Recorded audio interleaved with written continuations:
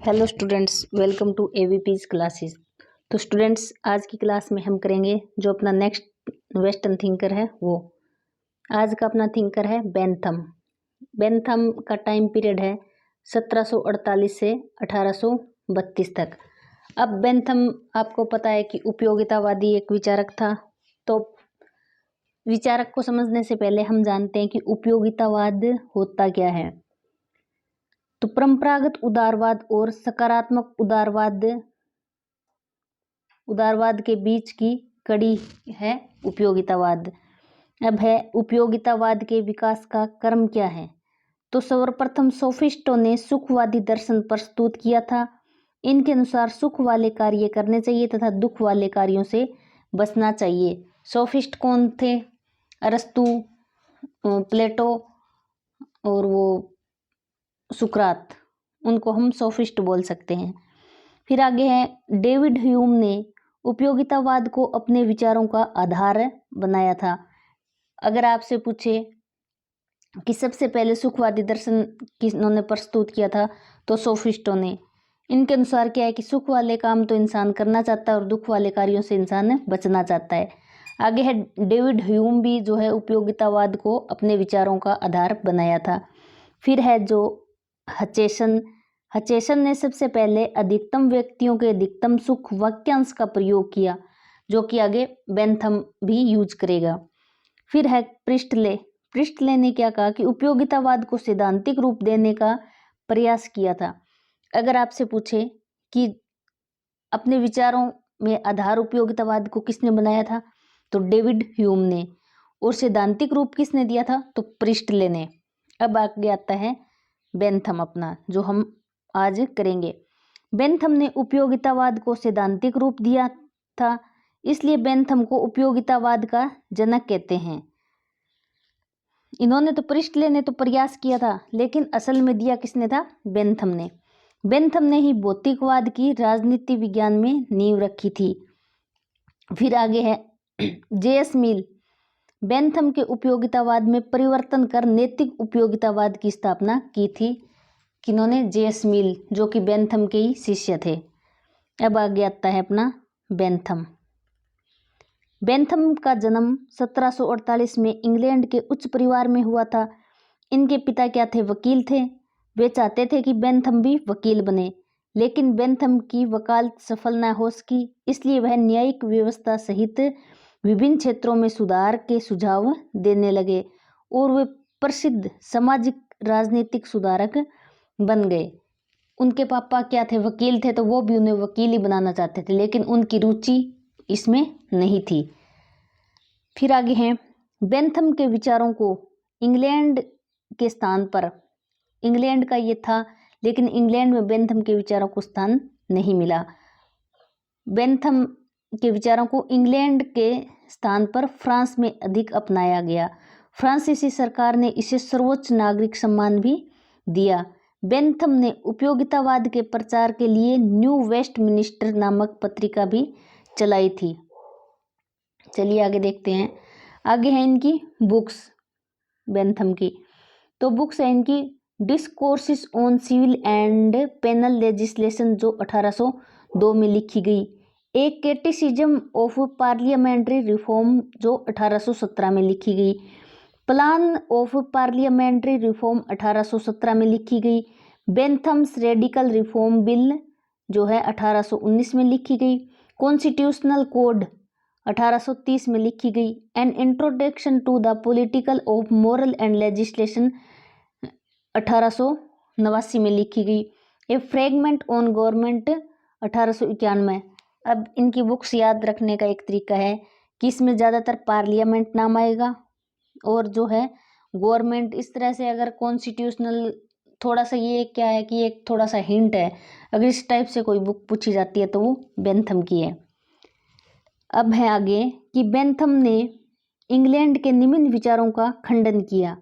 प्राकृतिक अधिकार जो जॉन लॉक ने दिए थे उनका, सामाजिक समझौता जो क्या है होब्स, लॉक, रूसो तीनों ने दिए थे उनका, सामान्य इच्छा रूसो वाली का, और ईसाई नैतिकता का इन्होंने खंडन किया था।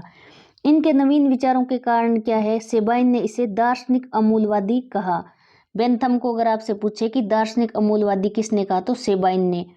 कौन सी बुक में कहा, अगर ये पूछे, नहीं सॉरी इसकी आगे बेंथम की बुक है कि an introduction to the principle of moral and legislation, जो कि 1879 में लिखा कि मानव जीवन के दो स्वामी है, सुख और दुख। सुख क्या है, मात्रात्मक होता है, जिसका आगे क्या है जो संशोधन करेगा इनका शिष्य मील करेगा। मील कहेगा कि सुख में मात्रात्मक के साथ साथ क्या है कि गुणात्मक भी जो है जो सुख होता है। मात्रात्मक का मतलब होता है जिसको मेजरमेंट किया जा सके, जिसको मापा जा सके। अब आगे आती है कि बेंथम ने सुख मापने को जो है फेलसेफिक कैलकुलेशन कहा, कि इन्होंने कहा कि एक सुख और दुख मापने का एक यंत्र होता है, जिसको इन्होंने क्या कहा, फेलसेफिक कैलकुलेशन कहा। सुख मापने के मात्रक यानी कि सुख मापने के तरीके कौन कौन से हैं, उसकी तीव्रता है, उसकी समयावधि है, निश्चितता है, निकटता है, उर्वर है, उत्पादकता है और उसकी मात्रा है। आगे है राज्य संबंधी बेंथम के विचार। राज्य एक कृत्रिम संगठन है। व्यक्ति के संगठित समूह को राज्य कहा जाता है। व्यक्ति सुख की प्राप्ति के लिए राज्य का निर्माण करता है। यह राज्य की प्रकृति यांत्रिक है। चलिए आगे देखते हैं। आगे हैं बेंथम के अधिकार संबंधी विचार। बेंथम ने प्राकृतिक अधिकारों की संकल्पना का खंडन किया तथा प्राकृतिक अधिकारों को बकवास कहा। बेंथम ने वैधानिक अधिकारों का सिद्धांत देते हुए कहा कि अधिकार राज्य द्वारा प्राप्त होते हैं। अगर आपसे पूछे कि प्राकृतिक अधिकारों का खंडन किसने किया तो बेंथम ने किया। खंडन करते हुए क्या कहा, तो कहा कि अधिकार क्या है, राज्य द्वारा प्राप्त होते हैं। फिर है संप्रभुता संबंधी बेंथम के क्या विचार थे। बेंथम ने संप्रभुता को होब्स की भांति असीमित, अदेय अविभाज्य माना। शक्ति विभाजन को अस्वीकार कर दिया। इन्होंने राज्य को वैधानिक संप्रभु कहा। बेंथम के समर्थन में ऑस्टिन ने संप्रभुता का सिद्धांत दिया। अगर आपसे पूछा जाए कि बेंथम के समर्थन में संप्रभुता का सिद्धांत किसने दिया, तो ऑस्टिन ने दिया। और संप्रभुता कैसी है बेंथम के अनुसार, तो होब्स की भांति है, इसकी असीमित, अदेय और अविभाज्य। फिर है कल्याणकारी राज्य का विचार। बेंथम के विचारों में पहली बार राज्य के सकारात्मक कार्यों का वर्णन अंतर्निहित है, परंतु उसके राज्य के आर्थिक गतिविधियों में हस्तक्षेप का समर्थन नहीं किया, इसलिए उसके राज्य की संकल्पना आंशिक व अधूरी है। उसने आर्थिक रूप में अहस्तक्षेपवादी राज्य का समर्थन किया। फिर आगे है सार्वभौमिक अहंवाद। सेबाइन बोलता है कि बेंथम का विचार जो है सार्वभौमिक अहंवाद का प्रतीक है। आगे मैक्सी बोलता है कि बेंथम ने राज्य और नैतिकता के मध्य वैसा ही पृथक्करण किया जैसा कि मैकियावली ने नैतिकता और राजनीति के मध्य किया। और एक डेफिनेशन मैक्सी ने ये भी कहा था कि जो है बेंथम का जो राज्य है वो साधुओं के जो ग्रुप में तो साधु जैसा है और जो है डाकुओं के ग्रुप में डाकू जैसा है, इस टाइप से कुछ था। शासन प्रणाली। बेंथम के अनुसार शासन प्रणाली क्या है, लोकतंत्र को उपयुक्त शासन प्रणाली बताया। मैकफर्सन क्या कहते हैं कि इन्होंने बेंथम के लोकतंत्र को लोकतंत्र का संरक्षणात्मक मॉडल कहा। आगे है वेपर क्या कहते हैं बेंथम के बारे में। वेपर ने बेंथम के लोकतंत्र को व्यक्ति स्वभाव के आधार पर स्वीकार किया है। बेंथम ने विलियम ब्लैकस्टोन और उसकी रचना की आलोचना की। विलियम ब्लैकस्टोन की रचना का नाम अगर आपसे पूछे तो commentaries on the laws of England, जो 1771 में लिखी गई, उसकी आलोचना बेंथम ने की थी। आगे है अपना कि वेपर ने बेंथम को अमूर्तवादी कहा क्योंकि बेंथम ने इतिहास, संस्कृति एवं सामाजिक विकास सभी मान्यताओं को उपेक्षित कर दिया था। वेपर ने बेंथम को क्या कहा, अमूर्तवादी। क्यों कहा, क्योंकि इन्होंने इतिहास, संस्कृति और सामाजिक विकास सभी मान्यताओं को उपेक्षित कर दिया था। आगे है सामाजिक सुधारक के रूप में बेंथम का क्या योगदान है। तो बेंथम मूलतः क्या है, सुधारवादी है। वे दार्शनिक नहीं बल्कि सामाजिक सुधारों का दार्शनिक हैं। बेंथम के विचारों का मूल केंद्र क्या है? सुधार है। सुधार किस टाइप से होगा? तो शिक्षा के माध्यम से सुधार की बात बेंथम ने की है। बेंथम ने एक व्यक्ति एक मत का विचार प्रतिपादित किया।